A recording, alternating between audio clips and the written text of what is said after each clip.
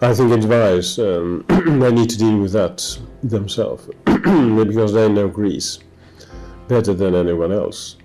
And they do also know the mistakes of Greece better than anyone else because they are suffering from them now. And I think the countries of Europe, the best thing we can do is to provide support, but also framework for reform.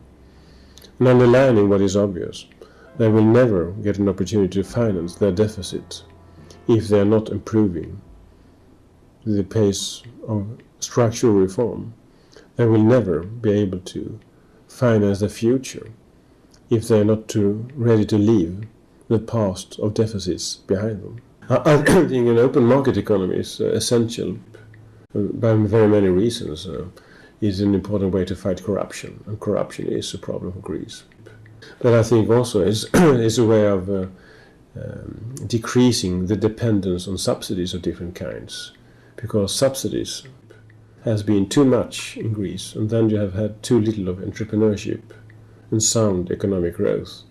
So I think that Greece needs to adopt to a lot of the European legislation in a number of areas, and they are a member of the European Union, and they will have the support for doing all these reforms.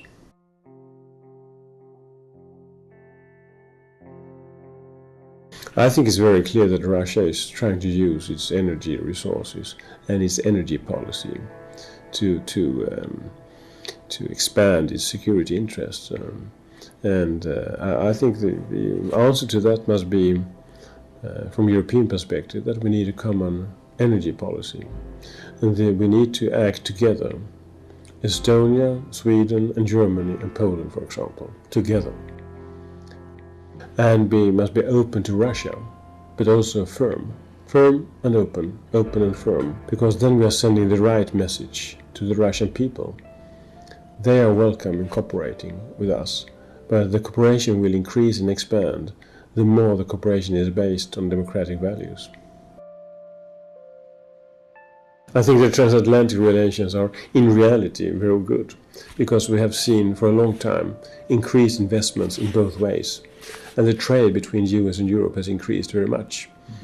Politically you have sometimes tensions, but that's not all, because it is democracies with different views, but that is also the common identity. It is democracies, and I'm looking forward to a stronger and stronger transatlantic economy, because that will be stronger also in safeguarding democratic values in the global perspective. We need to cooperate because of economic reasons, but it's even more fundamental that we have a strong economy together if we are to defend democratic values all over the globe. Most US politicians understand the need to have a close relation with Europe, because if you look around the globe, you can see China, a strong economy emerging. You can see a number of other countries, the petro regimes. You see India, which is a democracy. You see Russia, which is today not functioning very well as a democracy, if I put it mildly. In order to improve the development in all these parts of the world, and in Africa, we need to have a strong transatlantic identity, because that is the global democratic identity.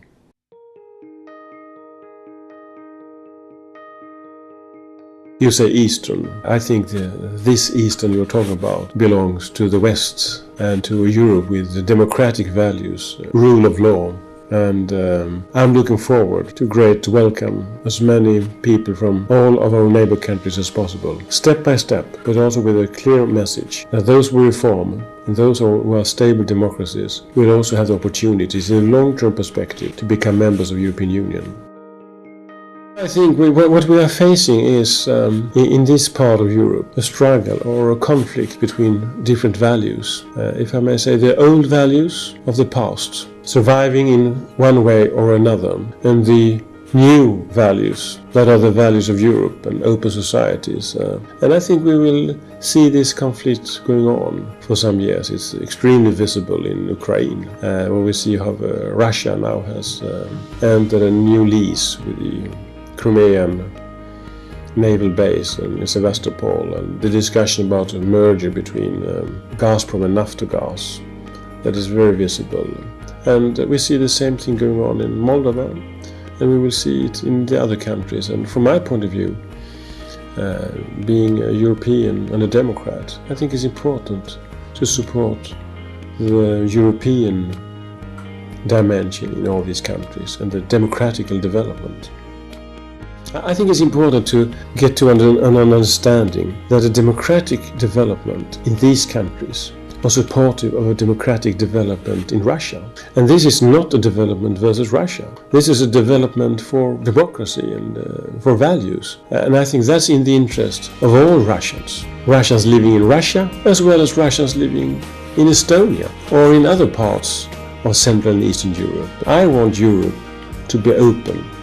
And I think it is a good thing for Russians or Armenians or Azeris or Georgians or Moldovans to share the same values. So I don't see a conflict. This is not a conflict between different countries. This is maybe a conflict between an old power elite and new values. I'm quite sure and convinced that the values of democracy will be stronger in the long run. Europe is not only Stockholm or Paris or London. Europe is all these wonderful cities, and every time I visit them, I'm reminded about the fact that Europe is much, much bigger than Brussels, Commission and European Parliament.